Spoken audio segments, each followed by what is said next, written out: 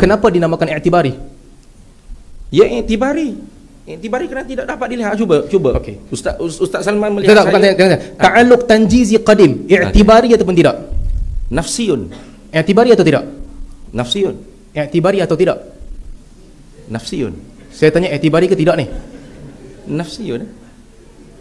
Okey, tak tahu jawapan, tak apa. Sebenarnya nafsiyun. Okey. Ada dah jawapan, saya dah bentang tadi. Majoriti ulama Asy'ariyah mengatakan ta'alluq tanjizi qadim itu bukan i'tibari, nafsi. Ya, nafsiyun. Tapi ta'alluq jadid adalah i'tibari. Soalannya, apa beza jadid dan qadim? Kalau kedua-duanya berlaku di alam nyata, kenapa ini dinamakan i'tibari, itu dinamakan nafsi? Soalannya apa? Berlaku di alam nyata. Kalau kedua-duanya itu sama sahaja berlaku di alam nyata, kenapa yang dulu dinamakan nafsi, yang baru dinamakan i'tibari? Nafsi i'tibar di zat Allah Ta'ala. I'tibar pada yang qadim Allah Ta'ala. Ya Allah Ta'ala berpisah. Sebab tak faham soalan saya ni. Nah, kalau kedua-duanya berlaku di alam nyata, di alam realiti, okey? Kenapa itu dinamakan nafsi, ini bukan dinamakan nafsi? Sebab ini berkaitan dengan makhluk. Muta'allaqnya ialah makhluk. Okey, jawapan tu muta'allaqnya ialah makhluk. Jawapan tu, itu bukan jawapan yang diberikan oleh a'immatul Asy'ariyah. Tak apa, saya nak jawab. Jawapan a'immatul Asy'ariyah tak sama dengan ni. Baik. Jawapan Asy'ariyah lain. A'immatul Asy'ariyah mungkin panjang debat untuk. Bukan panjang debat, jawapan mereka lain. Jawapan mereka adalah dia tak berlaku di alam nyata. Dia hanyalah takhayyul maqamatul aql.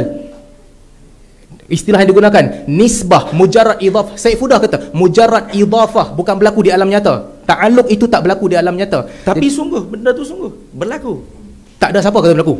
Gini, ta'alluq sekejap. Ta'alluq i'tibari untuk perkara-perkara yang tanjizi hadis, tak ada seorang pun ulama Asy'ariyah yang kata dia berlaku di alam nyata. Ta'alluq itu Piu Faiz orang pertama. Belum ada. Berlaku. Tak ada siapa kata melihat berlaku. Allah Ta'ala benar-benar melihat.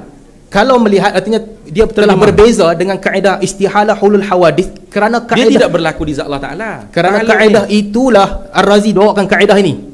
Itulah sebab dia bawa kaedah ni. Dia sekadar i'tibari saja, maqamatul aqal, ghair mawjud fil a'yan. Ghair mawjud fil a'yan, bahasa Melayu namanya apa? Ini istilah Razi. Walaupun tidak mawjud tapi tidak ternafi. Ghair mawjud fil a'yan. Apa maksudnya dalam bahasa Melayu? Tidak ada bukan mestinya tidak subut. Sungguh. Ghair mawjud fil a'yan. Fil a'yan maksudnya apa? Tidak ada pada alam realiti. Okey, tidak ada. Ya, tapi itulah sungguh. Itu berlaku. Ada dan sungguh. Saya bukan tanya sungguh ke tidak. Saya tanya berlaku atau tidak di alam realiti. Berlaku tu sungguh. Tidak ada lain, Ustaz. Ghair mawjud fil a'yan maksudnya apa? Translate je untuk saya. Tidak ada pada alam realiti. Okey, cukup saya dapat dah. Bukan tidak berlaku pada alam realiti. Mutajaddid lain, mawjud ba'da adami lain. Tidak ada di alam realiti. Tidak ada. Saya rephrase soalan. Tapi sungguh. Tanjizi hadis ada atau tidak di alam realiti? Sungguh. Subut al-mutajaddid ba'da adami. Saya nak tanya, tolong sebut, terjemahkan perkataan Razi je. Tanjizi hadis, ghair mawjud fil a'yan. Tolong terjemah. Tidak ada pada realiti. Tidak ada. Tapi sungguh. Iyalah sungguh. Okey, sungguh. Tapi tak ada realiti, betul? Tidak ada tapi sungguh. Seperti Ustaz Salman. Kejap. Anak Ali tak ada nampak pun anak tu nisbah. Tapi sungguh. Salman ada, Ali pun ada. Betul? Itu tak ada.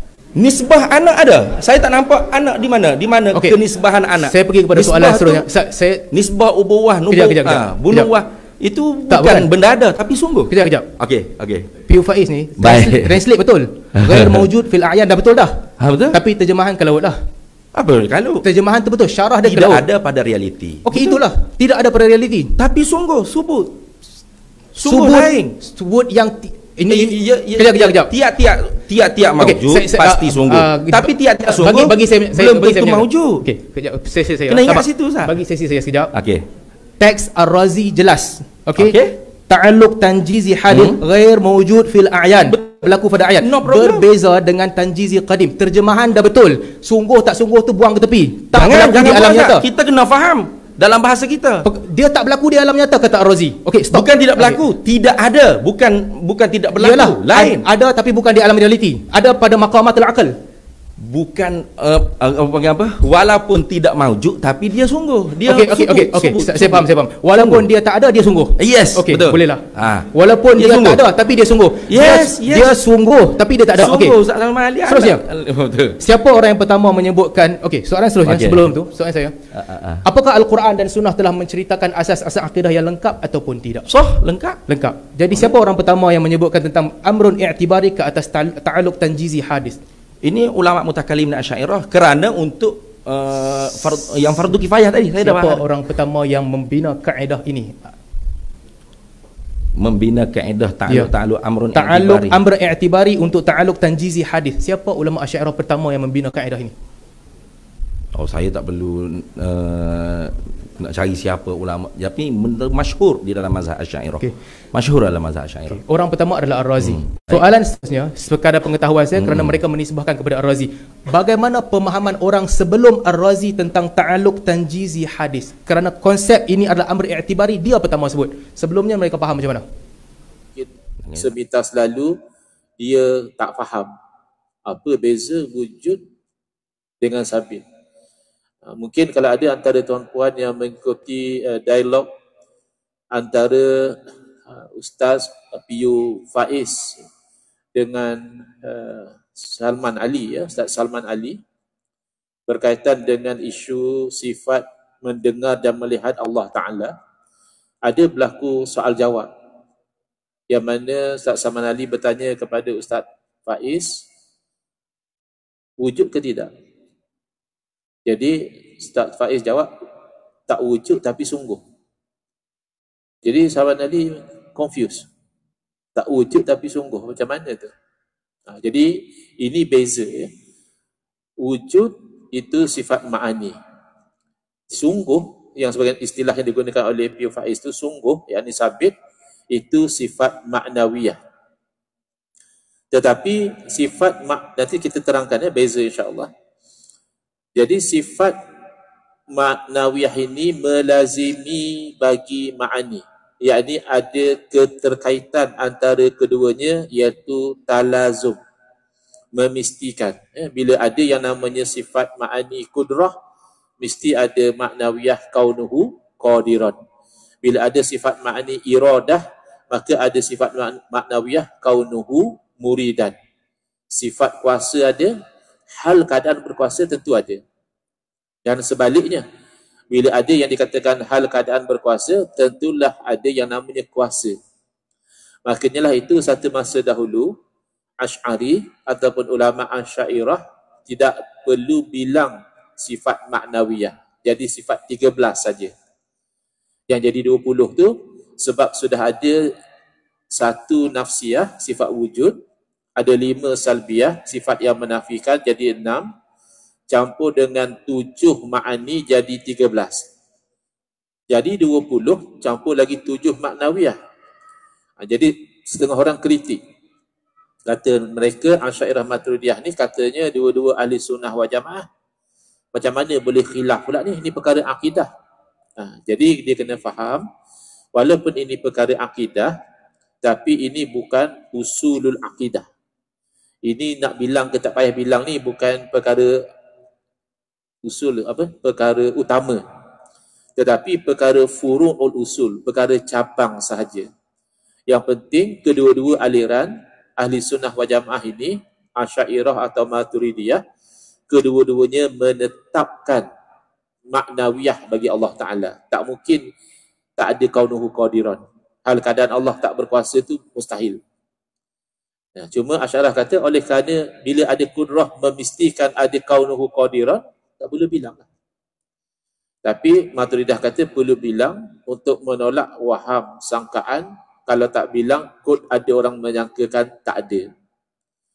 Bahkan golongan yang ahlul bid'ah, golongan yang membuat rekaan dalam perkara akidah, yang dikenali sebagai golongan Mu'tazilah, mereka tidak sampai menafikan sifat maknawiyah. Kita mungkin pernah dengar Mu'tazilah ni menafikan sifat. Sifat mana yang dinafikan oleh Mu'tazilah? Sifat ma'ani. Makna bagi Mu'tazilah tak ada kudrah, iradah, ilmun, hayah, sama', basar, kalam tu tak ada. Kenapa? Kerana kata dia Allah berkuasa dengan zatnya, bukan dengan kudrah. Allah berkehendak dengan zatnya. Jadi soalan, kalau sampai menafikan sifat, jadi kafirlah. Jawabnya tidak. Kerana dia tidak sampai menafikan maknawiyah. Bila Mu'tazilah kata tidak ada sifat kudrah, Bukanlah Mu'tazilah kata hal keadaan Allah tu lemah. Oleh kerana tidak ada sifat kudrah, Allah tu lemah. Itu memang bawa kufur lah. Kalau sampai kata Allah lemah. Tapi Mu'tazilah kata Allah tidak ada sifat kudrah. Tapi Allah berkuasa. Berkuasa dengan zatnya. Berkehendak dengan zatnya. Mengetahui dengan zatnya. Jadi itu namanya bid'ah. Kerana yang sabit dalam Quran hadis menetapkan sifat bagi Allah Ta'ala. Tiba-tiba dinafikan. Cuma bid'ah itu tidak sampai membawa kepada kufur kerana masih meyakini yang namanya kaunuhu tadi. Hal keadaan Allah itu berkuasa, hal keadaan Allah itu berkehendak, hal keadaan Allah itu berkata-kata dan seterusnya. Erti maknawiyah itu ialah kelakuan. Dalam bahasa Arab disebut hal yang wajib bagi zat. Mesti ada pada zat. Wajib akli. Selama zat itu bersifat dengan ma'ani. Asal ada kudrah, pasti kaunuhu qadiran. Asal ada iradah, pasti kaunuhu muridan. Selama ada zat ni, selama ada ma'ani ini hanya teori saja. Realiti memang akan ada ma'ani. Tak mungkin sifat Allah tu hilang. Kalau kita nak pakai teori tadi kepada makhluk boleh. Sebab makhluk boleh hilang kudrah dia, boleh hilang iradah dia, boleh hilang ilmu dia. Ya. Tapi kalau nisbah pada Allah Ta'ala, sifat Allah tu kekal. Jadi oleh kerana sifat ma'ani ada 7, yang melazimi, yang mengikuti, yang mesti ada dari ma'ani itu pun 7 juga. Iaitu daripada kudrah ada kaunuhu qadiran, daripada iradah ada kaunuhu muridan, daripada ilmu ada kaunuhu aliman, daripada hayah hidup ada kaunuhu hayyan, keadaannya yang hidup, daripada sama' pendengaran ada kaunuhu sami'an, hal keadaan Allah tu mendengar, daripada basar penglihatan ada kaunuhu basiran, hal keadaan Allah tu melihat, dan daripada sifat kalam itu ada kaunuhu mutakalliman. Apa erti kaunuhu ta'ala qadiran dan apa maknanya? Kaunuhu ta'ala qadiran artinya keadaan Allah Ta'ala yang berkuasa. Itu terjemahan dia. Makna atau huraian dia adalah satu sifat yang qadim, sama macam ma'ani, yang sabit. Itu beza. Kalau ma'ani satu sifat yang qadim yang maujud. Tapi kalau maknawiyah satu sifat yang qadim dia tak sebut maujud, yang sabit lagi berdiri pada zat yang melazimkan bagi kudrah. Baik. Jadi kita cuba terangkan apa beza wujud dengan sungguh. Okay. Saya bagi contoh. Ini adalah botol air mineral dan dalamnya ada air. Soalan, botol dan air ni wujud tak? Wujudlah. Kalau jawab tak wujud, saya pun risau ni. Apa yang dah berlaku sampai tak pasti ni wujud ke tak wujud. Kan dah jadi was-was tinggi tu. Aku ni wujud ke tak ni? Jangan macam tu. Ya? Wujudlah. Tapi wujud yang baharu lah. Bukan wujud yang qadim. Baik. Jadi botol ni wujud. Jadi kalau saya lepaskan botol ni, tak boleh saya lepas betul-betul lah. Saya letak Contoh je saya lepas. Lalu apa yang berlaku pada botol tadi? Jatuh. Ya, saya lepas, jatuh. Adalah nanti teori graviti dan sebagainya. Siapa nama dia? Newton Nasib baik Newton jatuh buah apple, dia berfikir pasal graviti. Ya, adalah teori graviti. Baik. Botol wujud. Jatuh wujud tak? Jatuh. Kalau kata wujud, mana dia? Tapi sungguh tak jatuh? Ya sungguh. Bukan tipu. Bila botol tu dilepas, dia jatuh. Bukan tipu. Kalau bicara dalam mahkamah pun, dia kata memang saya nampak botol tu jatuh. Dia tak tipu. Tapi kalau mahkamah tanya, tunjukkan mana jatuh. Jatuh tu, bukan di mana jatuh. Jatuh tu mana? Kan tak boleh ditunjuk. Sebab tak wujud. Walaupun tak wujud, dia sungguh. Dia hal. Hal keadaan bergeraknya botol daripada posisi atas ke bawah, itu namanya jatuh. Kalau orang tanya, mana jatuh tu? Tunjuk. Ini bukan jatuh. Ini masih botol. Botol memang kita kata wujud. Jatuh tu. Tapi maka jatuh tu sesuatu yang sabit. Yang berlaku pada botol iaitu hal. Ya, jadi supaya kita faham. Jadi tak adalah ternganga. Wujud ke tak wujud? Tak. Tapi sungguh. Jadi bela. Kerana tak biasa. Jadi bila kita dah biasa, oh itu beza antara yang dikatakan wujud dan yang dikatakan sabit. Lawannya tentulah kaunuhu ajizan, iaitu keadaannya yang lemah. Itu tak dikatakan oleh orang Islam, hatta oleh Mu'tazilah sekalipun yang menolak sifat kudrah, tidak sampai menolak kaunuhu qadiran, tetap dia menetapkan. Dalil sama macam dalil kudrah. Kaunuhu muridan, apa maknanya? Terjemahannya adalah keadaan Allah Ta'ala yang maha berkehendak, yang berkehendak. Makna atau huraiannya ialah satu sifat yang qadim, yang sabit, lagi berdiri ia pada zat Allah Ta'ala, yang melazimkan bagi sifat iradah. Bila ada iradah adalah kaunuhu muridan. Lawan kaunuhu karihan, keadaan Allah tu benci, yakni terpaksa. Itu tak berlaku pada Allah Ta'ala, tapi biasa berlaku pada kita. Kita buat satu benda yang kita sebenarnya tak mau buat. Contoh paling mudah, ya, hari ni hari Jumaat, Friday night, ya, orang seronok. Kebanyakan orang cuti besok. Ada juga yang kerja hari Sabtu, tapi ramai orang cuti, so seronok.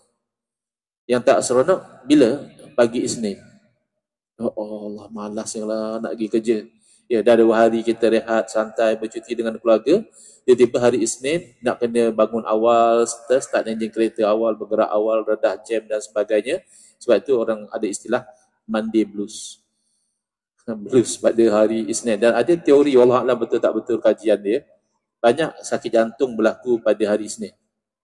Oh alamak, tak kerja tak siap lagi. Allah, proposal ni kena submit ya. Stres hari Isnin. Jadi dia drive pada pagi itu ke tempat kerja, kaunuhu karihan. Hal keadaan dia benci. Dia kalau boleh nak cuti lagi. Tapi dia buat benda yang dia tak nak buat. Yang itu mustahil berlaku pada Allah Ta'ala. Maka apa sahaja yang berlaku, baik atau buruk, hakikatnya itu adalah kehendak Allah Subhanahu wa Ta'ala.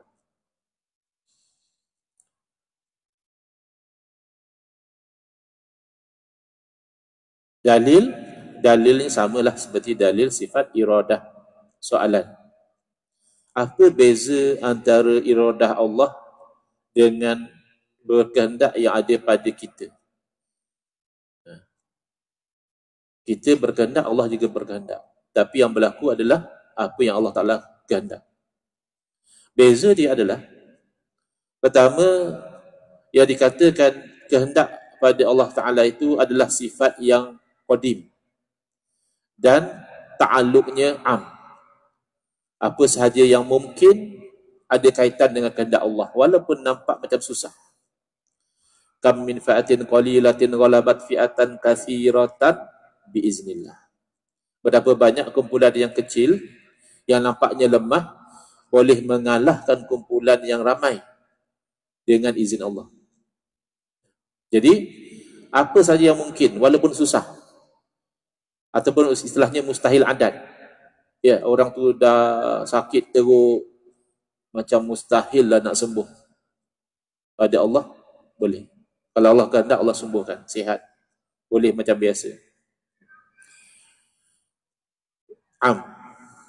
Dan pada nisbah memberi, kehendak Allah tu dalam bentuk mengurniakan. Adapun kehendak yang ada pada diri kita ini, pertama adalah satu perkara yang baharu. Ada benda-benda baru hari ni kita nak. Semalam belum nak lagi. Kan? Terutama bab makan lah. Bab makan tu kadang tak terfikir pun. Tiba-tiba petang ni, teringin nak makan capati. Malam nanti teringin nak makan nasi lemak. Ya, datang kehendak tu baru. Yang kedua, iaitu kehendak nisbah pada makhluk ini adalah nisbah yang meminta, yakni fakir. Berhajat lagi kekurangan. Kehendak kita ni macam-macam. Nak sihat, nak bahagia, nak kaya, ya, dan sebagainya.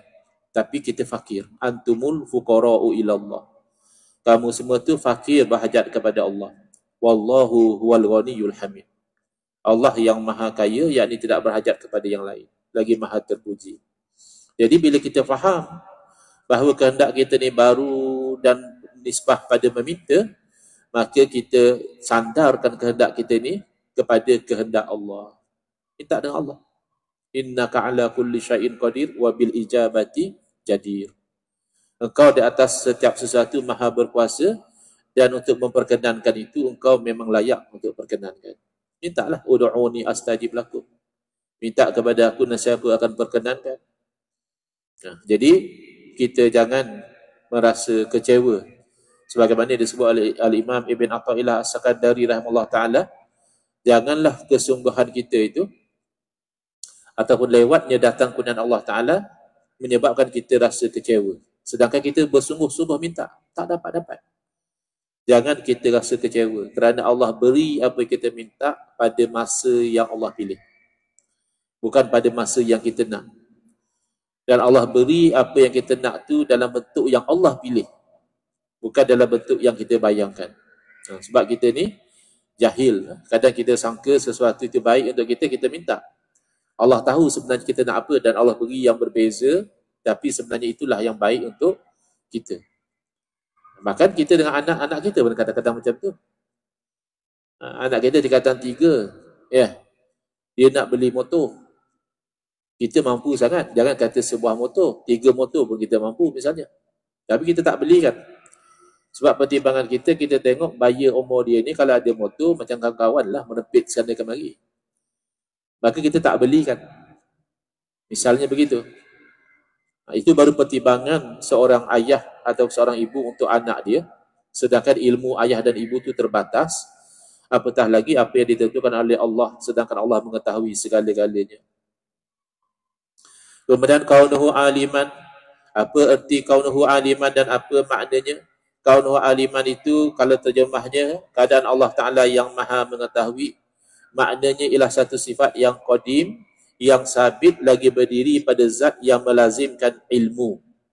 Lawannya, opposite daripada itu adalah kaunuhu jahilan. Keadaan Allah itu jahil itu mustahil. Dalil sama seperti dalil sifat ilmu.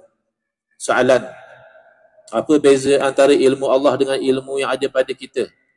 Adapun ilmu yang ada pada Allah Subhanahu Wa Taala adalah qadim. Allah dah tahu dari azali, sedangkan kita baru tahu. Banyak benda yang kadang-kadang kita, Allah, lagu tu rupanya. Saya duk ingat kot lagu lain. Baru tahu. Selama ni orang duk habak, hang tak percaya. Hari ni baru hang tahu. Kena atas batang hidung hang, baru hang tahu. Tu istilah kita, baru hang tahu. Kadang-kadang bukan baru hang tahu, baru aku tahu. Aku pun baru tahu juga, bukan hang ya. Aku baru tahu sat-sat ya. Jadi itu nisbah ilmu kita baharu. Sedangkan ilmu Allah Ta'ala itu qadim. Dan lagi bakok, ilmu kita kadang-kadang hilang.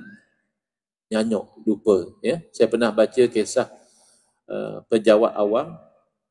Orang hebat juga dululah. Ada jawatan, tapi dia kena penyakit, dia panggil apa ni? Amnesia ya. Dia jadi, isteri dia pun dia tak ingat. Isteri dia yang jaga dia, tolong pakaian apa. Agak je letih juga isteri dia nak jawab. Saat-saat dia tanya, kamu ni siapa? Lah, ni saya ni bang, isteri abang. Oh ya.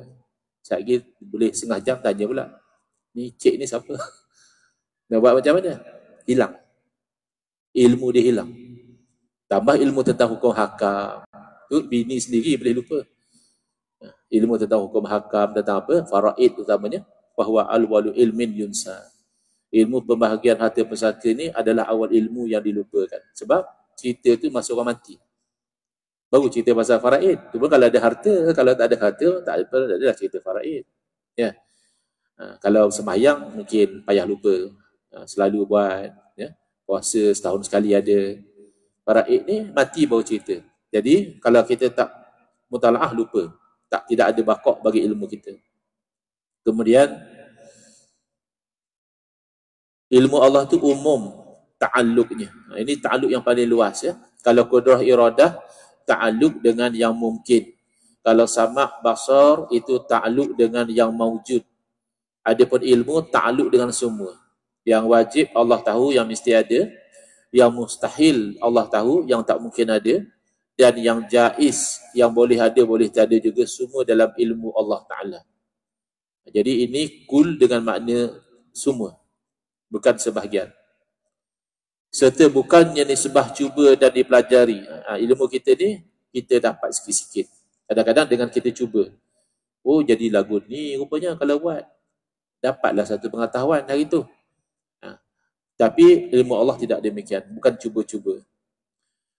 Dan ilmu yang ada pada kita adalah baharu serta sedikit. Wa ma utitu minal ilmi illa qalila. Tidaklah dikurniakan kepada hangpa tu ilmu melainkan sikit. Jadi kalau kita ada ilmu, jangan sombong, jangan rasa kita tahu macam-macam. Wa fawqa kulli dhi ilmin alim. Di atas setiap orang yang ada ilmu tu ada alim yang maha mengetahui, iaitu Allah Subhanahu Wa Taala.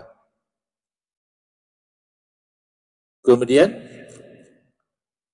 nisbah dan ilmu daripada kita adalah baharu serta sedikit dan dinisbahkan pada cuba dan dipelajari. Kadang-kadang kita cuba jadi macam ni, kita tahu macam tu. Bila kita cuba jadi macam lain. Oh, kalau buat macam ni lain pula natijah dia. Sebab tu ada perkembangan, ya, perkembangan ilmu nisbah pada manusia. Allah tahu segala-galanya. Kemudian kaunuhu hayyan, apa arti kaunuhu hayyan dan apa maknanya? Kaunuhu hayyan artinya keadaan Allah Ta'ala yang hidup. Maknanya ialah satu sifat yang qadim lagi sabit, yang berdiri pada zat yang melazimkan sifat hayah. Lawannya kaunuhu mayyitan, hal keadaan Allah mati itu mustahil. Dalil sebagaimana dalil sifat hayah. Soalan, apakah perbezaan antara hayah pada Allah Ta'ala dan hayah pada kita? Orang Melayu sebut hayat juga, selagi hayat dikandung badan, kan hayat. Hayah hidup Allah Ta'ala tu bukan dengan nyawa atau ruh. Ada baru ni yang jenis gagal faham ni, dia kata Allah ada ruh juga. Ruh Allah tu lah Allah tiup masuk dalam Nabi Adam. Oh, jadi dalam Nabi Adam ni ada juzuk daripada Allah lah.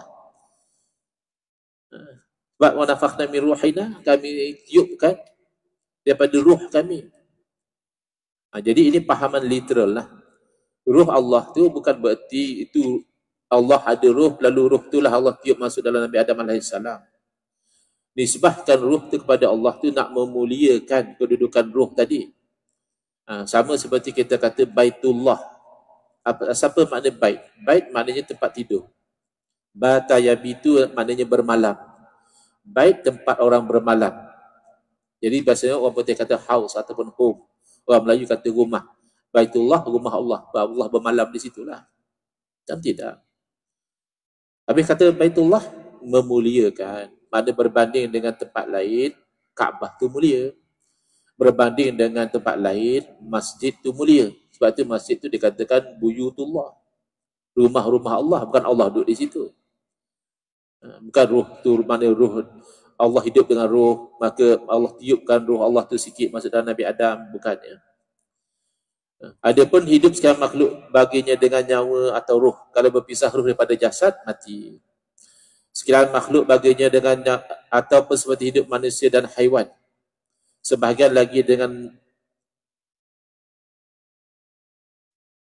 mizaj, yakni imbangan daripada udara, tanah, air dan matahari, seperti hidupnya sekian tumbuh-tumbuhan. Jadi tumbuh-tumbuhan tu dia tak ada nyawa dan roh, tapi dia hidup juga. Tapi dia perlu kepada keseimbangan lah, kena ada udara, kena ada air, kena ada cahaya matahari dan sebagainya. Beza, ya, hidup Allah Ta'ala, hidup yang hakiki. Hidup kita ni yang dipinjamkan oleh Allah Subhanahu Wa Ta'ala. Kaunuhu sami'an, soalan apa erti kaunuhu sami'an dan apa maknanya? Kaunuhu sami'an artinya keadaan Allah Ta'ala yang mendengar. Maknanya, huraiannya ialah satu sifat yang qadim, yang tidak ada permulaan, yang sabit, lagi berdiri pada zat yang melazimkan sama'. Lawannya kaunuhu asab, iaitu keadaan yang tuli itu mustahil bagi Allah Ta'ala. Dalil sama seperti dalil sifat sama'. Kemudian kaunuhu basiran, apa erti kaunuhu basiran dan apa maknanya? Kaunuhu basiran artinya keadaan Allah Ta'ala yang melihat.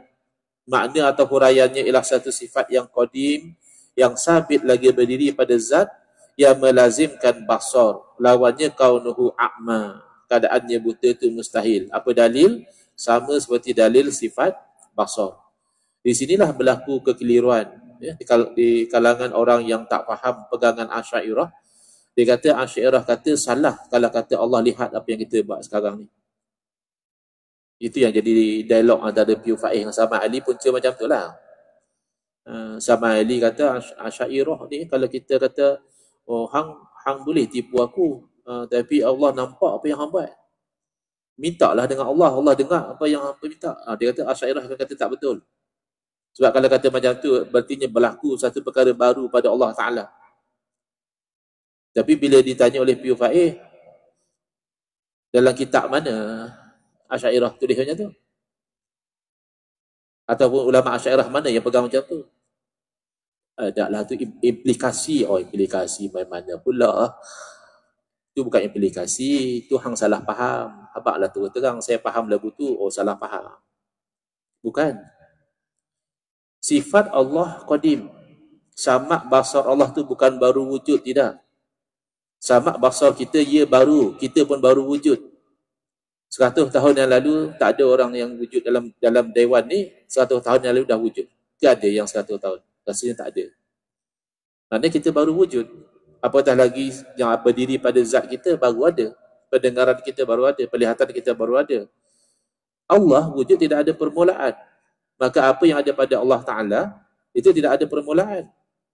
Oh, kalau lagu tu belum makhluk wujud Allah dah lihat lah. Ada pula pesen lagu tu. Kalau lagu tu sifat Allah qadim, kira sebelum makhluk wujud Allah dah dengar lah. Siapa kata? Habis kata sifat qadim, sifat tu qadim. Habis melihat yang baru, masa baru tu wujudlah, baru berlaku melihat. Itu orang ajar ta'alluq supaya faham.